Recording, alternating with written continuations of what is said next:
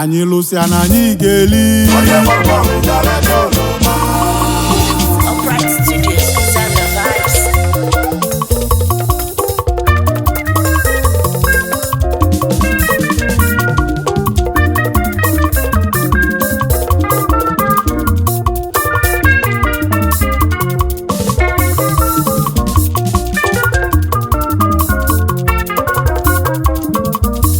Anyị lụsịa na anyị ga-eli n'ife. Onye gbọrọgbọrọ ga-alacha oroma. Etisi egwu mụ na m ga-elili. Onye gbọrọgbọrọ ga-alacha oroma. Ịzụsi afịa na ị ga-eli nri Onye ọga. gbọrọgbọrọ ga-alacha oroma. I no fit blow for grave o. Onye gbọrọgbọrọ ga-alacha oroma. Maka onye gbalụ bọọlụ ga-alacha oroma. Onye gbọrọgbọrọ ga-alacha oroma.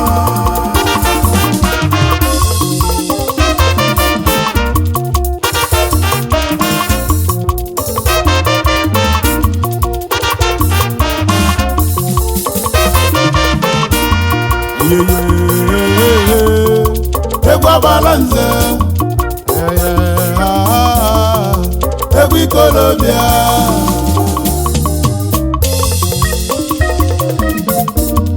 lonu mụ malụ m ọga ike nke egwu n'ọmụ na-ebelenu ife bụ egwu ndị gbalụ bọọlụ onye lụrụ ọrụ ga-eri ụgwọ ọrụ ya n'ụwa Chukwu na Chimekwe na ọ dịrị m ka bọbadị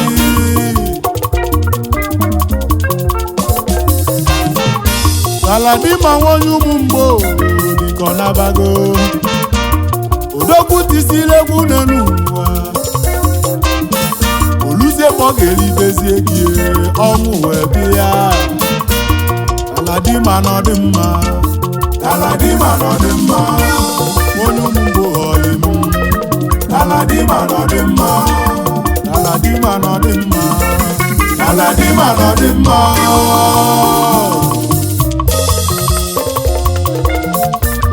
ị na-ayọ Chukwu gụrụ esi yo tinyekwe ndụ na-arụ isi ike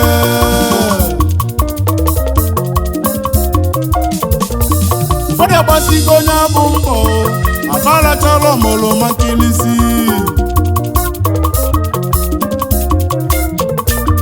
ụfọdụ atasigo afụfụ zụsịa nwa ma feriri uru nwa fa azụrụ azụ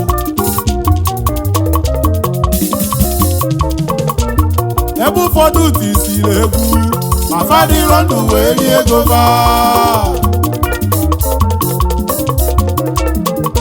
Chukwu ọbịa ma nlụsịa na mmeri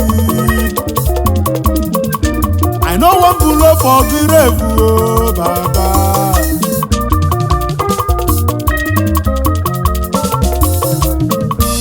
ịmalite ike melụ mụ ma nwụrụ melụ mie na ndụ ka fụ n'anya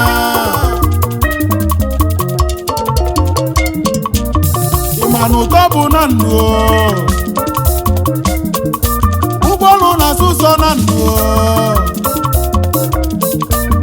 ịgba bọọlụ na ị ga-alacha oroma onye lụrụ ọrụ ga-eri ụgwọ ọrụ ya ọ bụrụzie mgbe ị ga-akwụ m ụgwọ ọrụ m aka ike juzie n'ime ọ na-emezi obi ọjụ oyi Chukwu ekwe na Chimekwe na ọ dịrị ụmụ ka mọbadị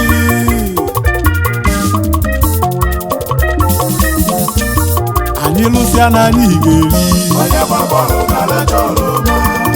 nlụsịa na mụ Onye gbọrọgbọrọ ga-alacha oroma.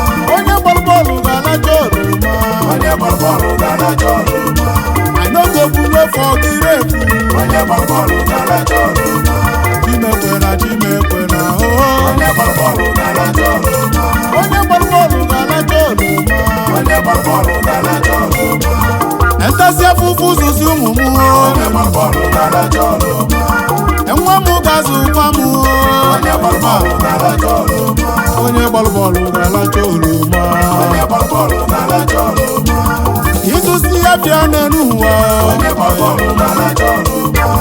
mgbede n'ezi onwe gị ọlụ Onye gbọrọgbọrọ ga-alacha oroma. I no go blow for grave Onye gbọrọgbọrọ ga-alacha oroma. chukwu abịa ma ekwe onye gba bọọlụ ga-alacha oroma.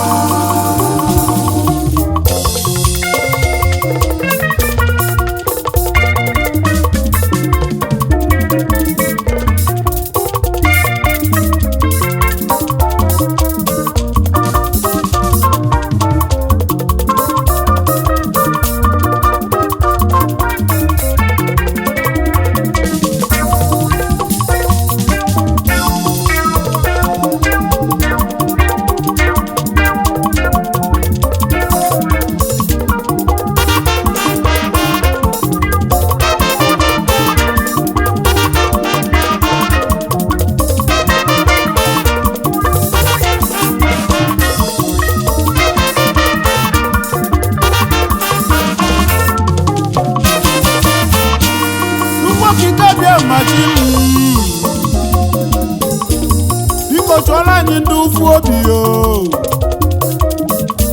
ndị ọganiru anyị na-ewe iwe, dukwala anyị ndị agha ụlọ o, ndị agha ụlọ bụ ndị osochi egbu, ndị ifeọma anyị na-egbu mgbu n'obi aye egwu Agbalanze egwu ikolobịa aye egwu Agbalanze aye egwu ikolobịa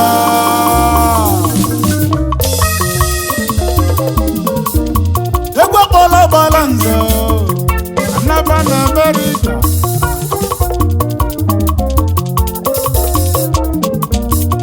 onye chọbịa deliwe n'Amerika High Chief Dr. Solomon Azubok Eze Mbakwe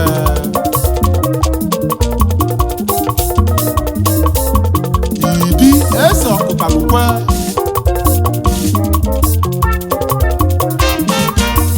nke ịbọchị ahịa nke izizi n'ụga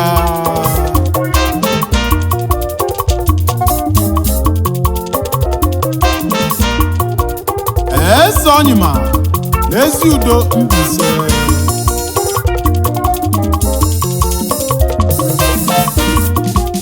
Odenjinji Worldwide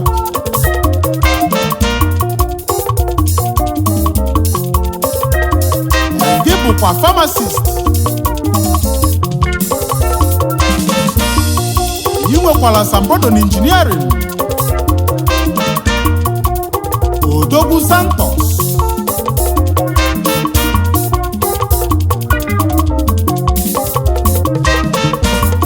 First National Vice President Emeritus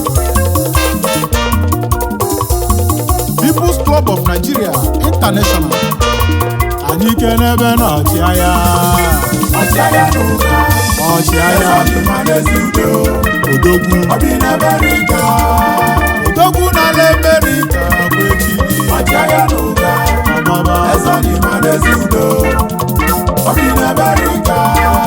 wee sị m kenebe n'ọlụ ya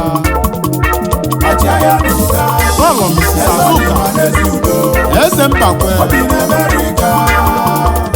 Ọdịbe Ezuka n'Enugwu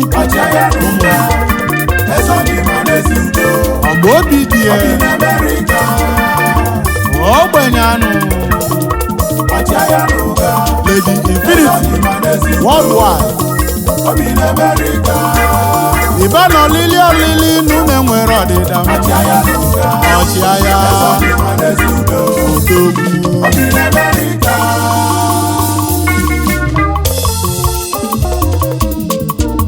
egwu akpọla Agbalanze ka nnaba Enugu eduzi Odogwu nchọ wee bịa High Chief Sir Mike Jude ọnụ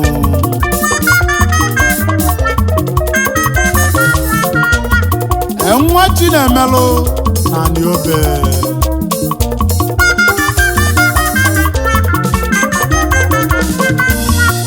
agụ na-akpọ Imo nke izizi n'Enugu steeti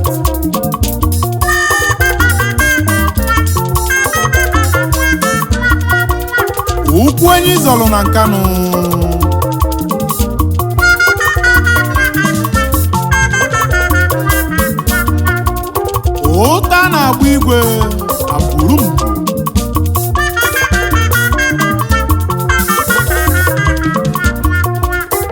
omenka afụrụ n'anya n'ọbala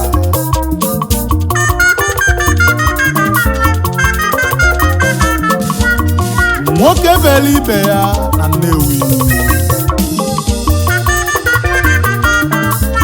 CEO Obe Agro Allied Products Limited CEO Micro Agro Farms Limited CEO Chisom Oil and Gas Limited CEO Eastern Hill Continental Hotels Limited enye nwekwa Chisom Hotels Limited enye bụkwa CEO MJ Onu Group of Companies Nigeria Limited Magago na Bimo Agụ na Bimo Agụ Machinemelu na Niobe Odogwu Omenka fụrụ anya Engi melu nka fụrụ anya o na ndị ọzala Agụ na Bimo Agụ Machinemelu na Niobe Odogwu Omenka fụrụ anya o wee sị m kenebe lọlụ ya Agụ na Bimo lọlọ Benedict Machinemelu na Niobe ọzọ eme n'ọnụ Omenka fụrụ anya agụ na-akpa imo n'enu ụwa Agụ na Bimo Machinemelu na Niobe Omenka fụrụ anya nwoke bere ibi ihe na Nnewi o n'ochilechi Agụ na Bimo agụ Machinemelu na Niobe agụ Omenka fụrụ anya imerụ nka fụrụ anya o n'enu ụwa Agụ na Bimo agụ Machinemelu na Niobe Omenka fụrụ anya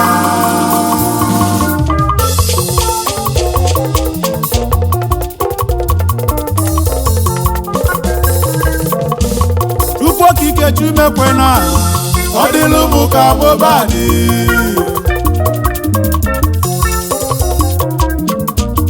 onye gbalụ bọọlụ ga-alacha oloma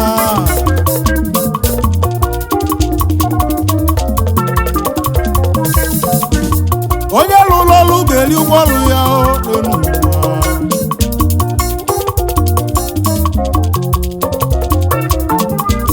ọ bụ nrụzie mgbe m meri ụgwọ ọrụ m ịkọbalụ maka ịkọ asị na ọnwụ egbula odogwu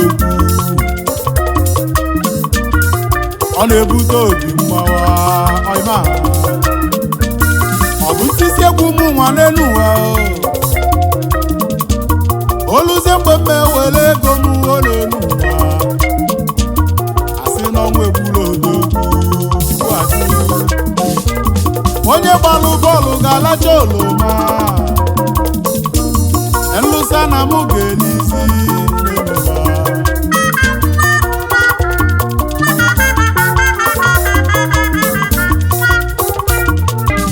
Mr. Uchenna anya ene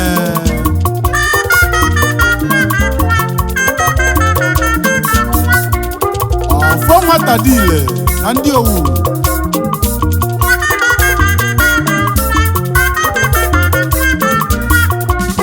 Udenebona na South Africa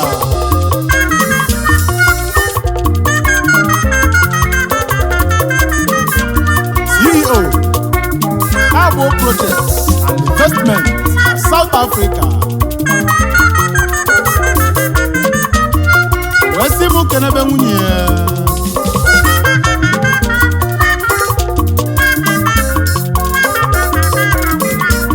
Mrs. Stephanie Onyinye Anyele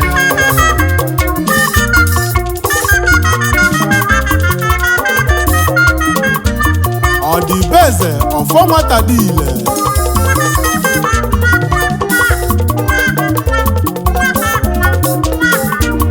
ifesi ibe ike n'elu ụwa anya ka bọbala tule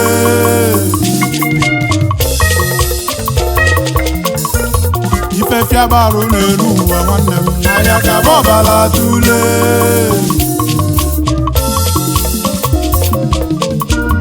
anyị lụsịa na anyị ga-eli onye gbara bọọlụ ga-alacha oloma ọga nlụsịa na mụ ga-eli onye gbara bọọlụ ga-alacha oloma ịzụsi afịa na ịga-alachaka Onye gbara bọọlụ ga-alacha oroma. isi egwu bụ na ọ ga-abalị ụmụ onu Onye gbara bọọlụ ga-alacha oroma. I know people low for grave Onye gbara bọọlụ ga-alacha oroma. m na-alacha oloma m Onye gbara bọọlụ ga-alacha oroma. ifeọma gị ga-eru gị aka Onye gbara bọọlụ ga-alacha oroma. anyị zụzie ụmụ anyị ọ na-enu Onye gbara bọọlụ ga-alacha oroma. ụmụ anyị ga-azụkwa anyị ọ dị Onye gbara bọọlụ ga-alacha